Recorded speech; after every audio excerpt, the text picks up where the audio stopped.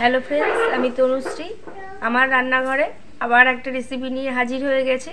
রেসিপিটা দেখার জন্য সবাইকে জানাই স্বাগত। আপনারা কেমন আছেন ফ্রেন্ডস? আশা করি আপনারা ভালো আছেন। আপনাদের ভালোবাসা, ভগবানের আশীর্বাদে আমিও ভালো আছি। আজকে রেসিপিটা একটু অন্যরকম করব। নিরামিষ পটল আলু কুমড়ো দিয়ে তরকারি। দেখুন এই রেসিপিটা করতে আমার কি কি লাগছে। থালিতে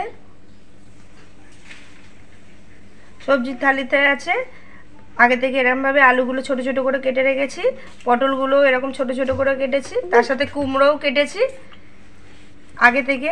ছোলা, কাঁচা ছোলা আর বাদাম একটু নুন দিয়ে সেদ্ধ করে রেখে দিয়েছি। সরষের তেল, কাঁচা লঙ্কা আর আদা বাটা, নুন, হলুদ, কাঁচা লঙ্কা। আগে থেকে গ্যাস অন করে কড়াইটা বসিয়ে দিয়ে খালি কড়াই গরম হয়ে গেছে, তেল দিয়ে দেবো। তেলটা গরম হওয়ার জন্য একটু সময় নেব। তেল গরম হয়ে গেছে, আলুটাকে ভেজে নেব। আলুর সাথে পটলটাও দিয়ে দেবো। পটল আলুটাকে একটু নুন আর একটু হলুদ দিয়ে ভেজে নেব। ভাজার সময় নুনটা দিলে সবজিটার মধ্যে নুনটা খুব ভালো ঢোকে, ওই জন্যই আমি নুন দিয়েই সব সবজি ভাজি, তখনই ভাজি।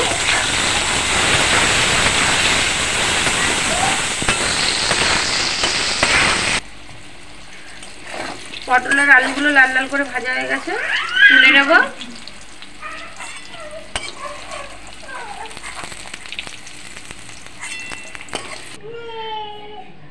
ভাজা তেলের মধ্যে ফোড়ন দিয়ে দেবো। গোটা সাদা জিরে, দুটো এলাচ, ফোড়নটা একটুখানি ভেজে নেব। ফোড়ন ভাজা হয়ে গেছে, কাঁচা লঙ্কা আর আদা বাটাটা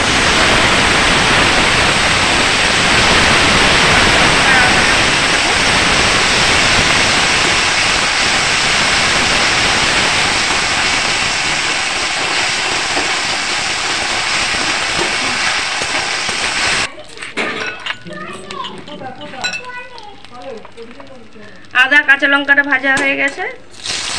টমেটো কেটে রেখেছিলাম,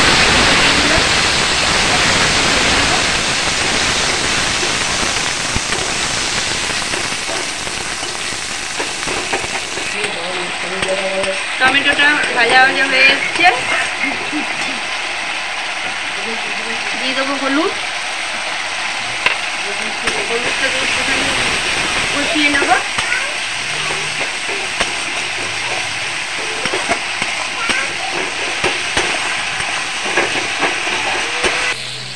মশলাটা কষানো হয়ে গেছে, আগে থেকে কুমড়ো কেটে রেখেছিলাম, কুমড়োটা এবার দিয়ে দেবো। কুমড়োটা দিয়ে একটুখানি কষিয়ে নেব।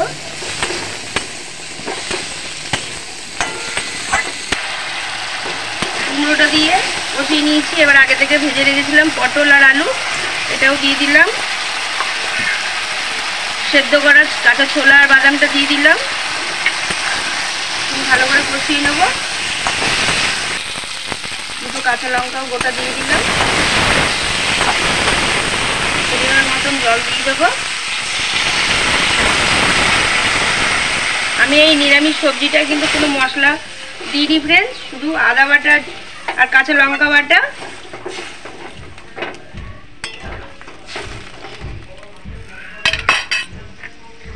স্বাদ মতন একটু নুন দিয়ে দেবো।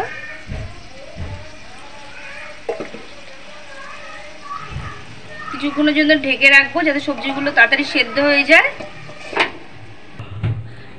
বেশ কিছুক্ষণ হয়ে গেছে, ঢাকনাটা দিয়ে রেখেছিলাম, ঢাকনাটা এবার খুলে দেবো।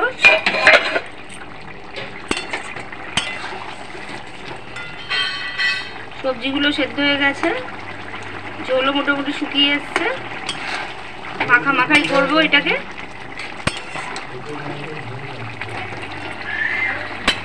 একটু গোলমরিচের গুঁড়ো দিয়ে দিলাম।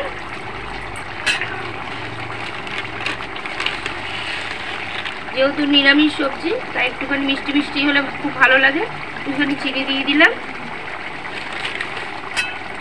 নাড়িয়ে নেব।